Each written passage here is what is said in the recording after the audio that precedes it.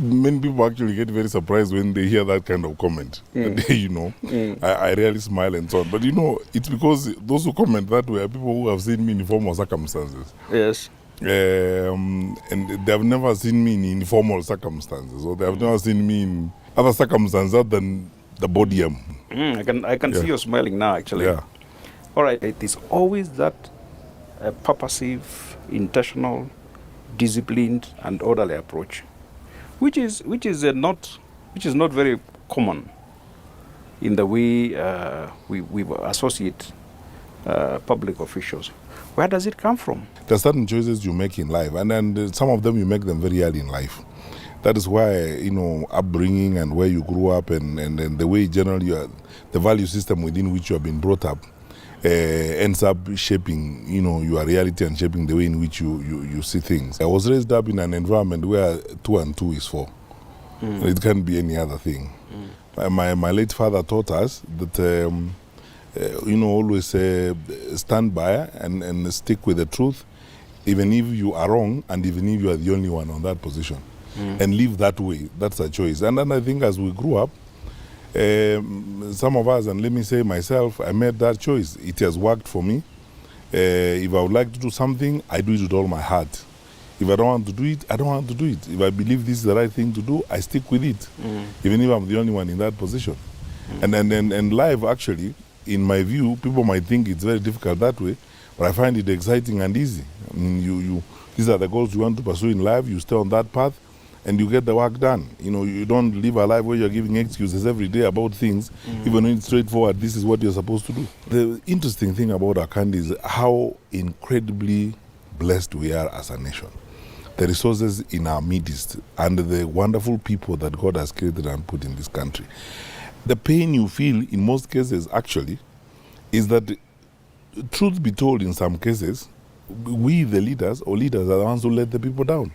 Sometimes you keep asking yourself the question, are we actually going to wake up one morning and outsource this country to some consultants who can run it, especially if they run it well without wasting resources and so on, because we will all live like kings and we'll be happy. And we'll be fine. I mean, because there's enough to keep us all happy. There's enough to, to feed the children that God has given us. There's enough to do the things that we need to do to survive. But if you ask me, when I cast my mind aside to look at the reality, that is what bothers me as a leader.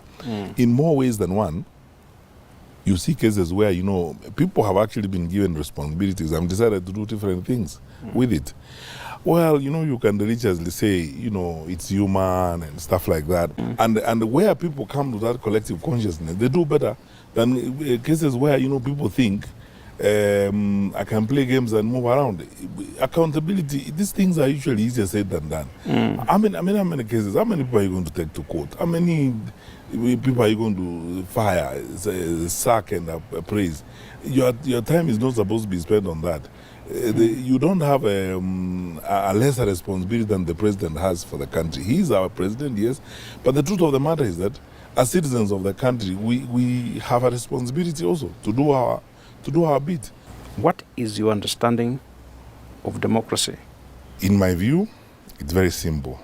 It's to be conscious and to practice the consciousness about the others.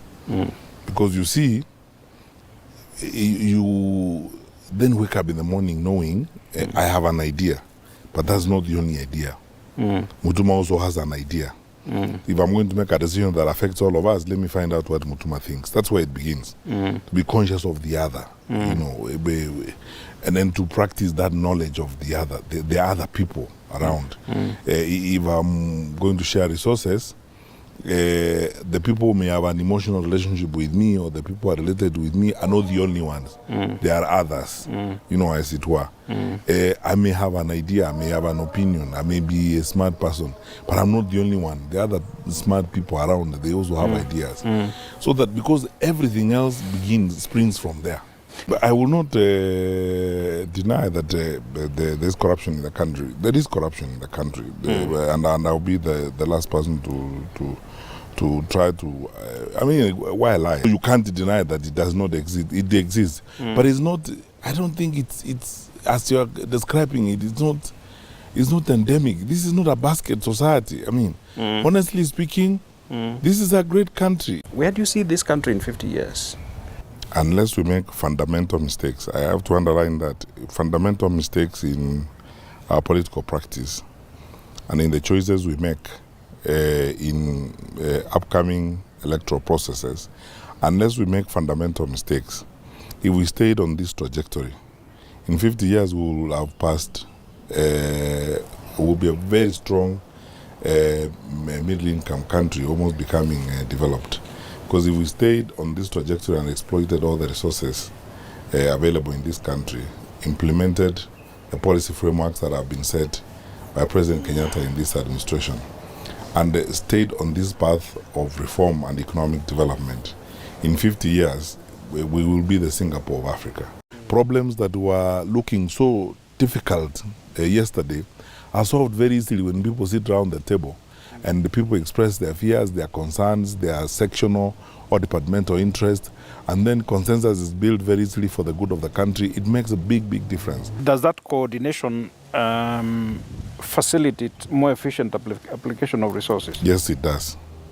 Yes, it does. Tremendously, I can tell you.